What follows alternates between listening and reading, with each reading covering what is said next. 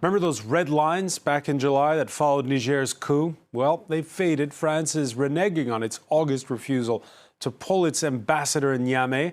And now, after neighboring Mali and Burkina Faso, French soldiers packing their bags. West African states have long since gone quiet on their initial threat to intervene in Niger. So, what next for that country? Its people, its president, who's still under house arrest after being toppled in a putsch that seems to have been more about vested interests than national security. Where does it also leave the United States, which also has troops stationed in Niger as part of anti-terror efforts in the wider Sahel region? As for France, well, it's surely a moment of reckoning. Emmanuel Macron, its first president born after former colonies gained their independence, has had to grapple on the continent with a growing hostility, much more than against former colonial powers, Britain and Portugal. Why is it justified, and what's the remedy? Today in the France 24 debate, we look at what could be the end of an era, what with this domino effect of the French pulling their forces from French-speaking West Africa. With us, Nyagale Bakayoko, chair of the African Security Sector Network Consultancy. How are you? Fine, thank you.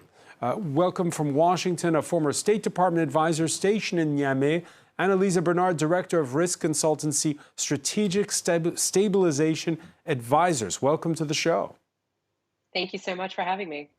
From London, we welcome back Isabel Trick, Associate Director at Global Counsel. Thanks for joining us. Pleasure to be here, thanks. And our go-to man when we talk about Niger, filmmaker and photojournalist Michael Kirtley. How are you? I'm great. Glad to be back. The France 24 debate, where you can join the conversation you have on Facebook and Twitter, hashtag F24debate. A month of army rations and protests at the embassy gates are over for Sylvain Ité. That's France's ambassador. He's finally being recalled. 1,500 troops from France will follow before the end of the year. Fatih Kabael has the story. It's the end of all military cooperation between France and Niger. Those were the words of the French president, who said Paris will not be held hostage to the junta leaders in Niamey. France has decided to recall its ambassador to Niger, who, along with several diplomats, will return to France. And we're ending our military cooperation with the de facto authorities of Niger because they no longer want to fight against terrorism. The junta had ordered the expulsion of France's ambassador at the end of August, a month after President Mohamed Bazoum was ousted in a military coup. But Paris refused to recognize the military regime as legitimate. President Macron reiterated he still regarded Bazoum, who's currently detained by the coup leaders, as Niger's sole legitimate authority, and had informed him of this decision. The 1,500 French soldiers still on the ground should be gradually pulled out by the end of the year, and comes after the withdrawal of troops from neighbouring Mali and Burkina Faso following military coups. It's a blow to the country's counter-terrorism operations in the Sahel, though Macron said France will push forward. We will continue to support the African continent in the fight against terrorism, but we will only do so if it is at the request of democratically elected powers and regional authorities. France's announcement was swiftly welcomed by the military regime, which stated it was celebrating a new step towards Niger's sovereignty. Nyagale Bakayoko, you joined us last month when we were all surprised that Emmanuel Macron said, no, our ambassador's not leaving, he's staying put. Now he's going. Is that just simply that he's taken his licks and realized he's throwing in the towel? Or was this 1 month of stalling for time while France got its ducks in order? No, I think it is another example of the new military governments being able to push France out of their own countries. It is exactly the same scenario as the one we've seen previously in Mali, then in Burkina Faso. But this time, the French president seems to think he could resist because of an international consensus about the need to restore Mohamed Bazoum as the legitimate president. But what happened is that, in fact, there has been very few support to French willingness, in particular, to push for military intervention. And we've seen that even the United States or other European partners have not been on the same position as France. And I think it is because of the lack of international support, including among West African states, that the French president had finally to resolve. And just what do you think of the language that Emmanuel Macron used in that primetime interview on Sunday night? You heard that clip. He said of the coup leaders, they no longer want to fight against terrorism. Were those the right words to use? I don't think so, because in fact we can see that terrorism, of course, or more accurately, jihadism is a major concern in the region, but it's not the only one. We can see that there is also problems with neighboring states. So, yes, the military junta in Niger has been, of course, very busy with what was happening politically in Niamey, but we need to have a bit more recall to know when exactly and how many attacks have occurred since 28th of July. So it is difficult for today to say, no, the military in power in Niamey don't want to fight terrorism, in my view. Annelise Bernard, your thoughts on the way Emmanuel Macron has handled all of this? I think that the way that France has handled this was, I would say that the first take in terms of not wanting to negotiate or deal with a, unconstitutional junta, a group of people who illegally usurped power. I think that was the way that probably the United States would have dealt with this originally. However, over the past 2 months, obviously that has grown to become a tired argument. So frankly, France has looked like they've made a bad decision in staying and digging their heels in as long as they have. I imagine that during Were you surprised by that? I'm not surprised exactly, but I don't think it necessarily boded well for what could potentially be some back-channel conversations down the line. Ostensibly, France will probably work by and through the United States and other partners in the future in trying to maintain some kind of communication with the CNSP and others in Niger in order to ensure some kind of stability there. And holding on as long as they did not exactly bode well for any kind of potential conversation in the future. Isabelle Trick, just again, to give our viewers a bit of background here, it was France at first drawing those red lines, but not just France. We also had regional powerhouse Nigeria and others saying enough is enough with these coups. Yes, very much so. And I think it's looking as difficult for ECOWAS regional powers like Nigeria as it is looking right now for France. ECOWAS made that big threat of potentially intervening militarily. And it now looks like it's not going to happen. They now risk very much looking toothless, because the question really is, do they have both the appetite and the ability to intervene militarily? And right now, I think we're especially falling down on the appetite, because they're seeing a lot of support for the coup in Niger. They're seeing support, they're seeing a lack of support for military intervention among their own populations. But even on the capabilities question, I'm just not sure if they have it. These countries, many of these countries are already struggling financially. Their militaries are already stretched. Nigeria's military is very stretched with its own insecurity fight.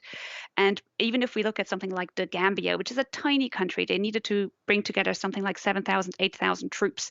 And I don't currently see where we would get a similar number of troops or more troops for an intervention in Niger. Now, Isabelle, options for the departing French troops who say they're going to be going by the end of the year will be to either what? Return home, redeploy to neighboring countries like Chad or perhaps Benin. Chad, just as you can see on this map, one of a host of former French colonies that still house French military bases. Your thoughts on what happens to the 1,500 French troops that are in Niger right now? They're in a pretty difficult spot. They have already fallen back to Niger from countries like Mali and Burkina Faso, where they were previously stationed and where military juntas over there essentially expelled them, essentially drove them out. And Niger had already become the fallback option, and so much was invested in making Niger that hub. So now that they're unable to stay in Niger, it sounds like it would be a better idea to regroup, go back home, see what you're going to do before you kind of fall back to another country that might not welcome you. And seeing what we've seen in Niger, French troop presence really seems to potentially stoke anti-French sentiment. So I think it's going to be a very difficult calculation for whether you want to redeploy somewhere else in Africa or kind of take less of a military approach in the region and maybe not redeploy at all. Michael, currently over the years, France's presence in the Sahel has ebbed and flowed. We remember a decade ago when it was French troops that intervened to stop a jihadist advance on Mali's capital, Bamako. Can the Sahel get along fine without the French? Could the Sahel get along fine without the French? I think that the question is, can the Sahel get along fine with its own governing bodies right now, with 3 military presidencies in Burkina Faso and Mali and Niger? How is it going already in Mali and Burkina Faso? From what I understand, not too well. So what can we expect more out of the junta in Niger than we've seen already? But you heard Isabelle Trick saying how when the French are there these days, they just seem to be a magnet for hostility. Well, of course, that makes perfect sense. But that wasn't the case nearly to this degree before the coup d'etat. Let's not forget that. I mean, before the coup d'etat, the French were seen as allies. There was a certain communication on the part of the Niger government that said the French were protecting Niger, and as been pointed out. So what, did it change on a dime? Did it change on a dime, the feeling towards the French? I feel that the junta did. I mean, these guys have very good relations with the French. Many of the military were trained by the French. They're not going to just suddenly say, I'm not French in many ways of thinking. What they did, on the other hand, is recognize they needed to call support for the coup that they had just done. So they turned French, as they did in Mali and Burkina Faso, as a kind of scapegoat in the street. I mean, today, if you go to Niger, I've been talking to 3 or 4 people today who are very high placed and very well placed to know. They say 90% of the population, and not just in Niamey, want the French to go. But there's another kind of... So did Emmanuel Macron, in that case, mismanage the whole coup and what happened right after it? Verbally, I would say he mismanaged it terribly, okay? Because what he did was act very arrogantly. At one point, he actually said, there would be no Mali, Burkina Faso, or Niger without the French. You just don't say that in today's world, where you've got so much social media that's going to pick up on that, where you've got so many young people who really, they don't know how to see the French. I mean, keep in mind that the older generations in these countries typically saw France as a place to go get educated, or at least to play with when they're trying to govern. The young people in Niger and elsewhere don't see France the same way. They may dream of going to France one day, but they don't have the background to be able to understand that kind of relationship that existed under France-Afrique, and certainly in the last 10 or 15 years. It's not the last coup we've had, since there was one since in Gabon. A quick question for you, Nyagere Bakayoko, on all this. There's one man in the middle of this all, and that's the ousted president, Mohamed Bazoum. Effectively, what we're talking about is the coup is now officially stamped a success. Where does that leave him? He's under house arrest. Yes, and what is important to remember is that maybe one of the mistakes that was done by President Bazoum was to show himself too close to the French, in fact. Because, in my view, these anti-French sentiments that we can see all over the country today has been growing up for a long time, for at least 3 or 4 years. And there has been a major event, which was what happened in Terra almost 2 years ago, when a convoy from the Barkhane operation was very violently attacked by Nigerian protesters. And 3 of them were killed when the French military had to defend itself. And this has been staying in the memories, in the collective memory in Niger. And I think President Bazoum maybe within its own strategy, which in my view was rather smart, because it was both working with the French, but also with Russia, with Turkey. It was also not only fighting terrorism militarily, but also trying to dialogue with some or several jihadi groups. But what has been very badly perceived by the public opinion was its proximity with France. Michael Curley? And I think to go beyond what Niagale just said, I think that the problem today is not just facts. In other words, if we think about what really happened and what didn't happen, we're going to get lost. We need to think about what's being said on the street, the propaganda through social media and otherwise.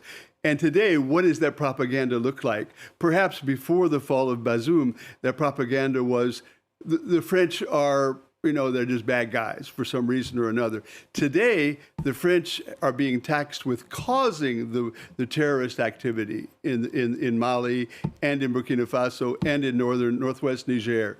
They're the cause. They're not there just to prevent it. They're causing it. And moreover, they're seeing many people in Niger are seeing the French as the cause of their economic woes.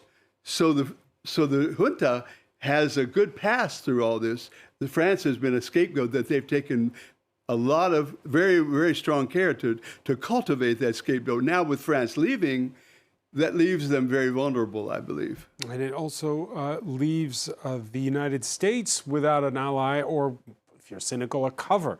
France's departure, forcing the U.S. to evaluate its next move in Niger. Lloyd Austin was in Kenya this Monday after Djibouti, part of a tour of the continent. Djibouti, where both the French and the Americans have military bases. Washington refraining so far from calling it a coup so it could maintain its military presence in Niger. Lloyd Austin was asked in Nairobi about the French pullout. We really want to see a diplomatic solution evolve. We want to see a peaceful end to the crisis. And most important, we want to see preservation of Niger's diplomatically elected government. And so while we give diplomacy a chance, we'll also continue to evaluate any future steps that would prioritize both our democratic and our security goals. And these goals are intertwined. Annalisa Bernard, continue to evaluate. Does he mean begin to reevaluate the U.S.'s position in Niger? So first of all, this is going to be a State Department decision, most likely. It'll obviously include the interagency, but it will be driven by state. You have to understand that the U.S. really piggybacked off of France's approach in much of French West Africa, but specifically the Sahel and Niger. When I was there, our diplomatic strategy and our security strategy was predicated on much of what France was doing. So in the absence of an actual formal strategy that is US inherently designed, and that is also predicated on working by and through the existing government, I think that we can expect the US to slowly and kind of quietly downgrade its position in Niger. I was there in 2017 to 2019, and the U.S. was already beginning what they called optimization at the time, which was the removal of much of our large special forces presence from both the Lake Chad Basin and the Sahel. And by the time I left, there was already talk of officially at some point downgrading our formal presence from the Sahel and eventually moving it towards coastal West Africa. I believe that with France gone and with not having any kind of direct action support on the ground, because the U.S. was not doing that since Tango Tango anyways, that we'll see U.S. Special Forces eventually leave the Sahel, pivot out of Ghana, and eventually hand over AB 201 as well, which was the plan all along. A couple of questions, follow-up questions on this, Annalisa. First of all, why were they already starting to disengage? So there's a lot there. A lot of it has to do with, I believe, by 2016 and 17, there was kind of the global war on terror was starting to see its end, and there was less inclination by the existing administration in Washington and politics here in Washington to continue to do this massive instrumentalization of a global war on terror abroad. So they were already trying to scale down the Lake Chad Basin approach at the time. Our installation was based out of N'Djamena for several years, and they had removed that back in 2017. After Tongo Tongo happened, there was also a reckoning back in Congress. Tongo Tongo, was it 4 U.S. servicemen were killed? October 2017. Yes, on October 4th, 2017, 4 U.S. Special Forces were killed while doing a mission with a Nigerian Special Forces detachment in the Tillaberi region, close to the border with Mali and Burkina Faso.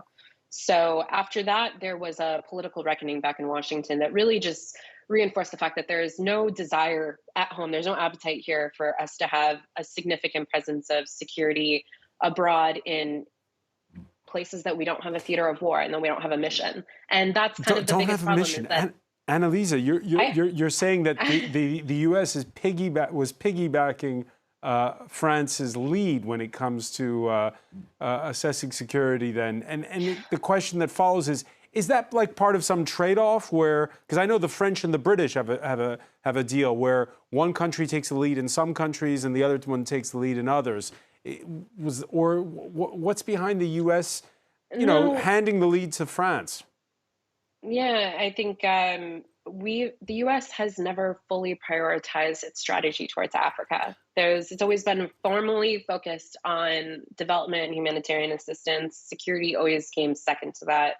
And when it came to French-speaking parts of Africa, there was never the mobilization of resources that we at least saw towards English-speaking Africa. And as a result, you just don't have the same level of diplomacy, the same level of interest, and therefore this focus on how to actually develop a laser-focused strategy for, a security operation in West Africa, let alone a whole of government one.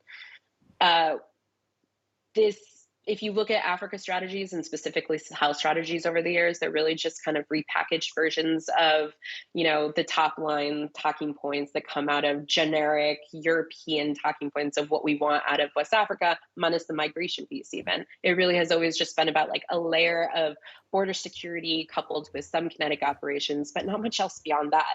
Our goal was always to shore up the capacity of the armies in these countries, but not to really do the same type of direct combat operations that the French have always done.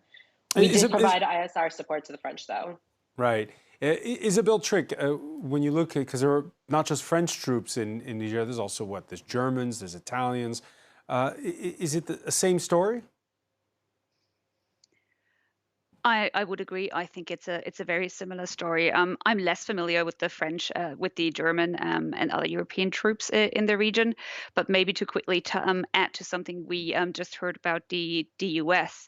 I do think it is interesting that the US, as far as I understand, has resumed some drone operations about 10 days ago out of its drone airbase in Niger. And I've heard American officials refer to this drone base especially, which they're not using to just kind of deploy drones in Niger or even just neighboring countries, but as far away as Somalia. And if that were to close down, that would be quite a blow for the US. So I do think it's worth pointing out that, as far as I've heard, some of these drones are flying again as of the last 10 days. Does technology make it possible that you can be further away? You probably can, yes. Well, Niger's coup leaders are still fuming over the way the international community's treated them. Last week at the United Nations, they were refused a voice at the annual opening in New York of the United Nations General Assembly.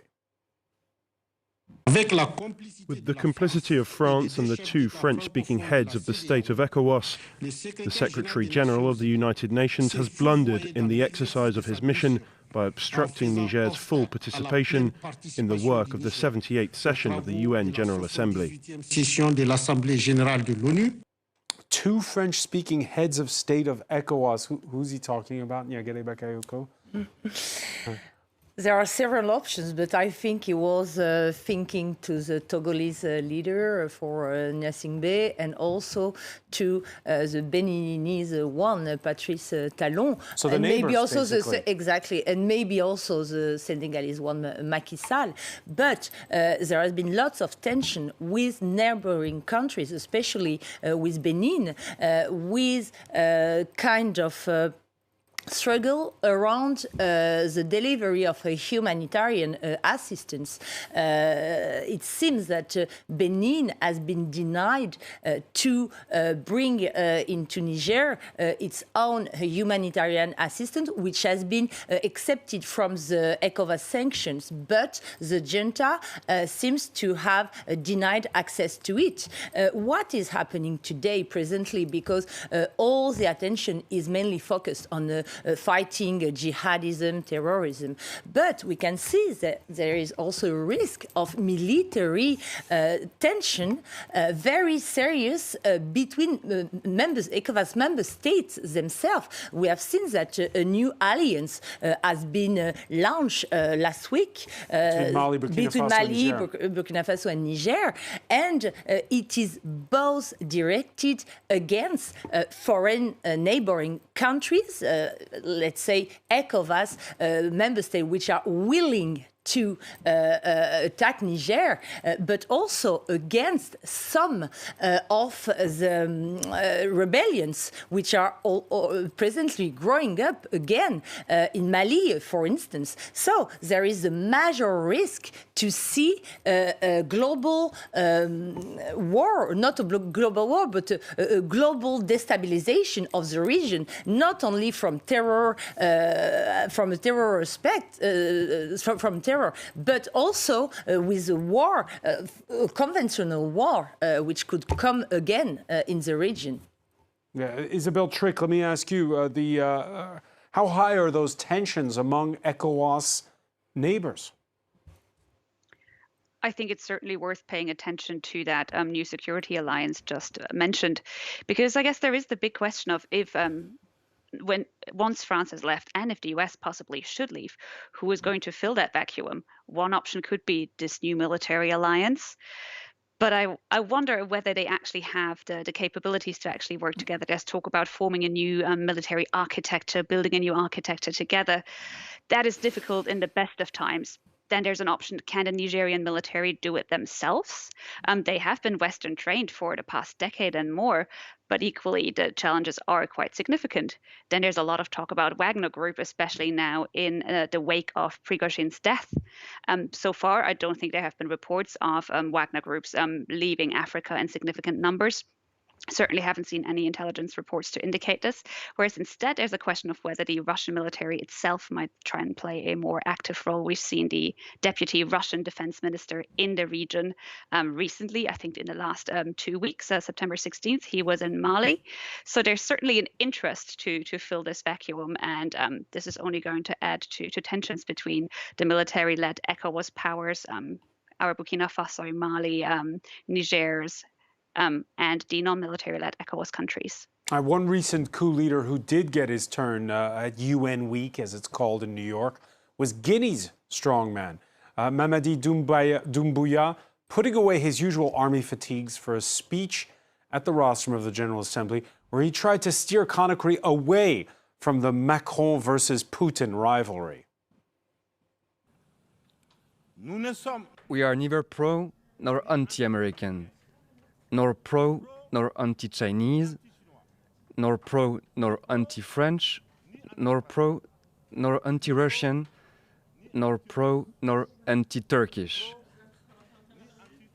We're pro-African, that's all. Pro-Africain, c'est tout. Annalisa Bernard, your reaction listening to that? I think that was a very diplomatic approach to explaining where Guinea sits in this global power competition that we're starting to see play out right now in West Africa. I also think it's relevant that, Doumbouya, alongside several other African leaders, made the case that African countries need to be given a seat at the table in an equal seated manner and not be treated with this, as beneficiary states any longer. And that's kind of the take that I got from that. And it's something that certainly needs to be incorporated into when Western partners start to discuss how to engage these countries moving forward. These are not just recipients of aid anymore. They need to be part of the discussions on how to take things into their own hands. Michael Kirtley, because Niagara's here has been roped into many discussions about the Russians moving in on France's turf. When you listen there to what Annalisa was just saying, again, what's the right outlook to have if you're a country like France and you're trying to rethink how you engage with the continent?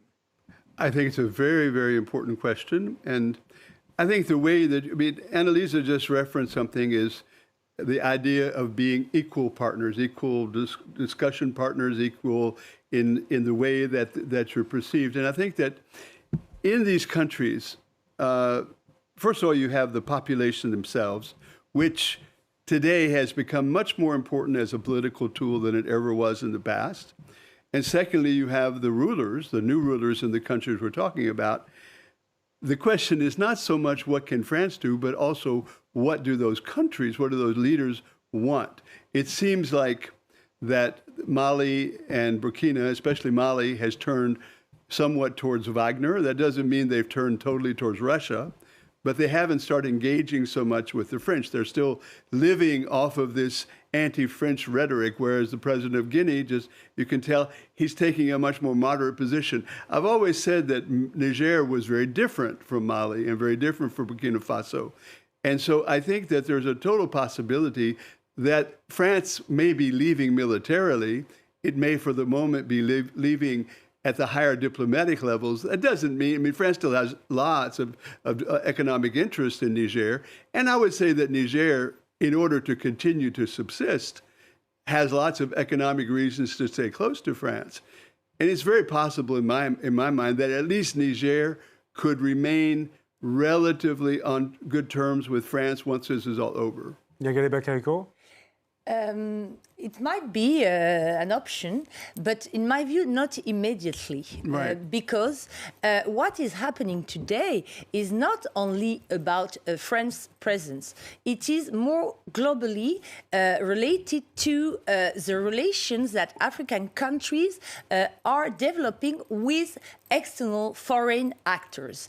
I think that Doumbouya speech is very important from this perspective, because it's just saying today we Africans don't want to be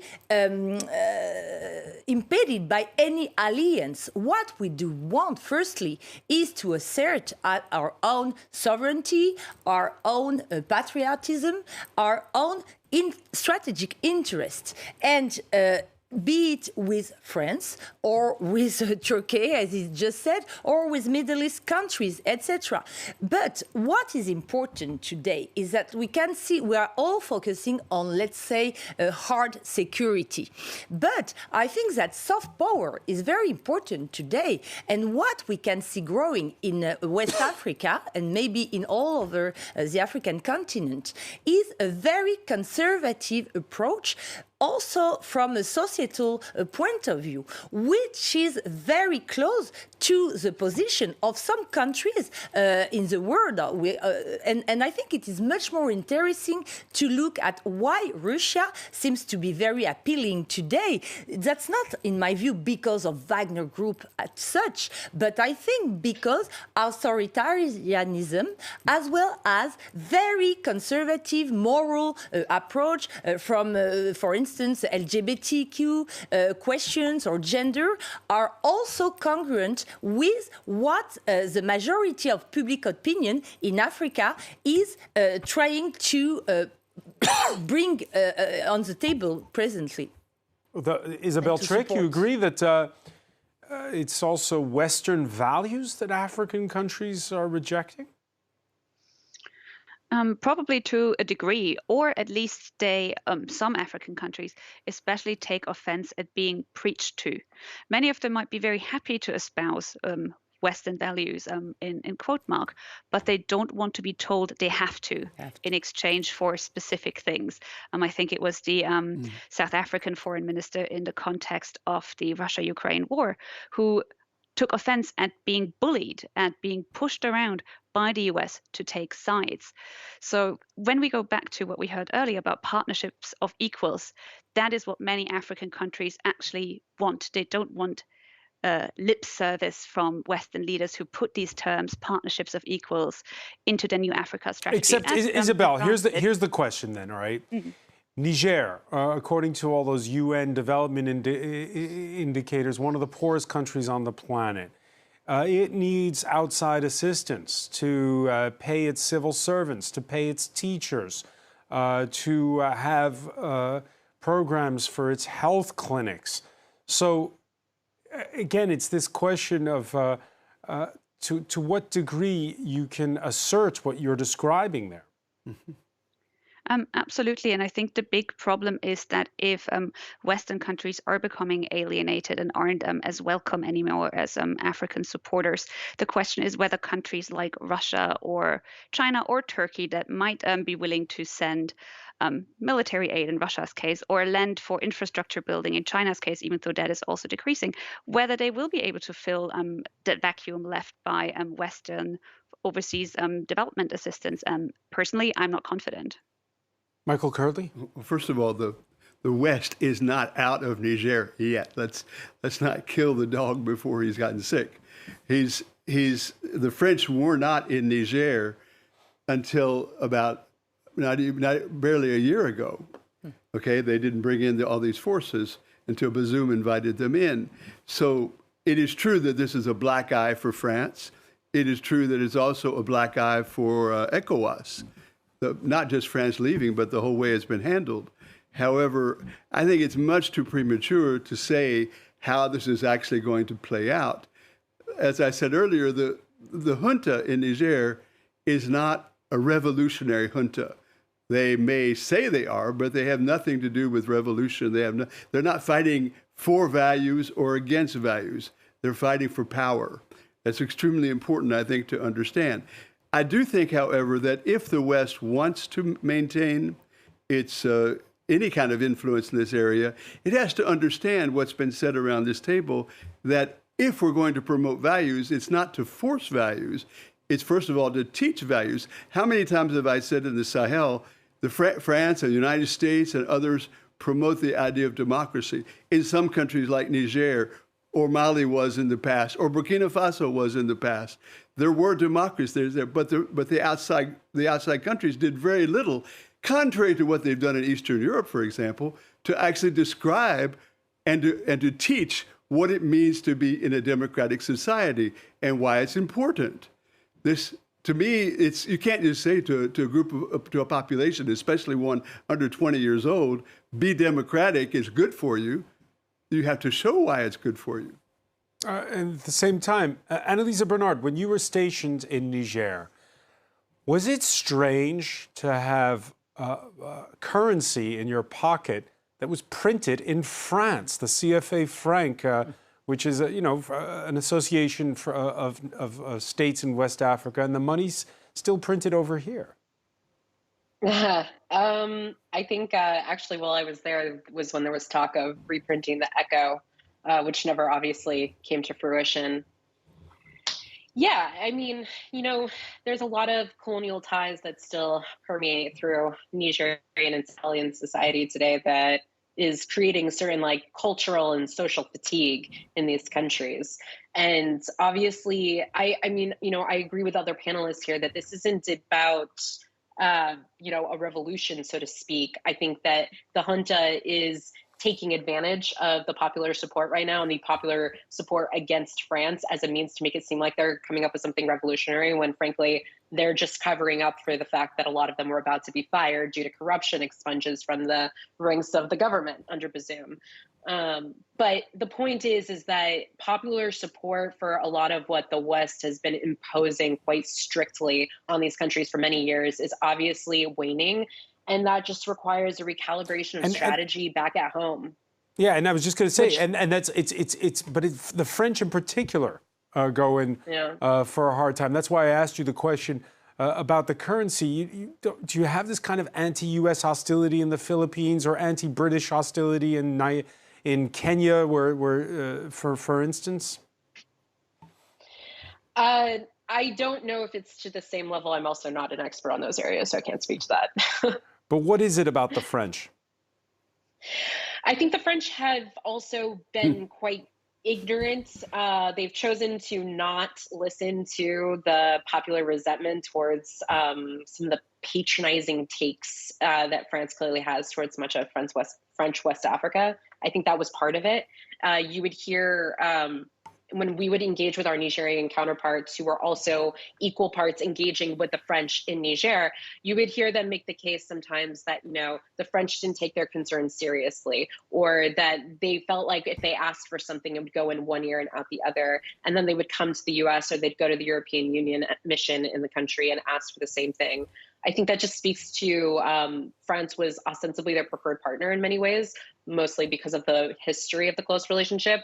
But there was this feeling that they weren't being taken seriously. And frankly, the US wasn't taking it seriously either. So I'm not really sure what we can expect in terms of how this is going to roll back on the US afterwards. But I do think that there was a sense that they were being patronized and belittled in many ways. And let's take a look at the this was the reaction. Right. Let's take a look at the time lapse now, because if you were to listen to Annalisa there, it sounds like this could be a blip in the hostility of public opinion. Take a look at Mali. Its coup leaders who pushed the French out a year earlier. They've just also pushed back elections scheduled for next February. They're also angry, and we saw it last week, not just with the French, but also with the United Nations.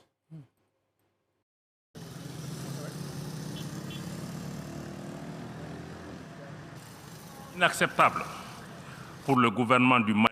It had become unacceptable for the government of Mali to allow MINUSMA to continue to be part of the problem by aggravating tensions between our communities through the instrumentalization of human rights issues for political ends, serving external agendas belonging to countries that are hostile to Mali. De pays hostiles au Mali. Why this hostility towards the United Nations and its peacekeepers who are now on the way out? I think there are two major reasons. The first one is what I was mentioning initially. It is because the tensions between Bamako on the one hand and Tuareg rebel groups on the other have never been as high as today. It seems that we are back to the situation we did have in 2013. So is it a domestic issue? Yes, it is a domestic issue. It's got nothing to do with the Russians replacing the French. No, it is a purely national issue, but which is not new with this junta. It is also important to say that, for instance, the French were very cross at President Ibeka due to his total unwillingness to apply the peace agreement with, which was signed in 2015 with northern rebels Tuareg. So MINUSMA has been seen as a kind of impediment for Bamako to reconquer the northern part of the country. Mm-hmm. That's the first thing. The second one, where MINUSMA, which has been also failing from a number of point of views, has been very successful in pushing human rights.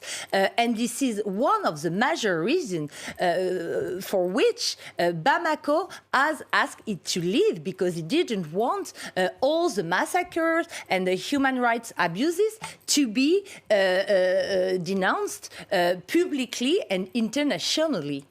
What conclusions can we draw, Michael Kirtley, from what's happened in Mali? Is there anything we can project on Niger? I know you told us earlier not to confuse the two countries. Well, of course, Mali, for example, is a country that has long been known to want to stay in total control of the north, meaning to not give too much autonomy, to not give too much governance to the north. They have been perpetrators of genocides against the Tuareg people in the north to a degree that is far surpasses anywhere else in the region. The Niger government has had rebellions, so they've gone to war and fought against the Tuaregs, but they've never gone in with the kind of terrorism against the population that the Mali government has. These attitudes have consequences. And I think that the problem with Mali is it wants to fight its dirty wars. And in fighting its dirty wars, it wants to get rid of the people that want to stop them, notably MINUSMA. United Nations is not considered a friend in those particular situations. I was just talking to a former cabinet minister in Niger who said, I asked him, what does the junta want? And he said the first thing they want is for the people on the outside to tell them how to run their country in terms of human rights. I think that he's saying something there that's important. Whether it's a good thing or a bad thing, that's another. So as far as the future is concerned, I'm very fearful. I'm very fearful that if things don't get brought into some sort of calm in Niger soon, we're going to see a situation in Niger that's very similar to Mali. In other words, the country sort of separates into various factions, various parts, some of which are totally at odds with the central government, and many of which are run by jihadi groups. All right, on that unhappy note, we'll leave it there for now. Michael Kirtley, I want to thank you. I want to thank as well Nyagare Bakayoko, Annalisa Bernard for being with us from Washington, Isabel Trick in London. Thank you for being with us here in the France 24 debate.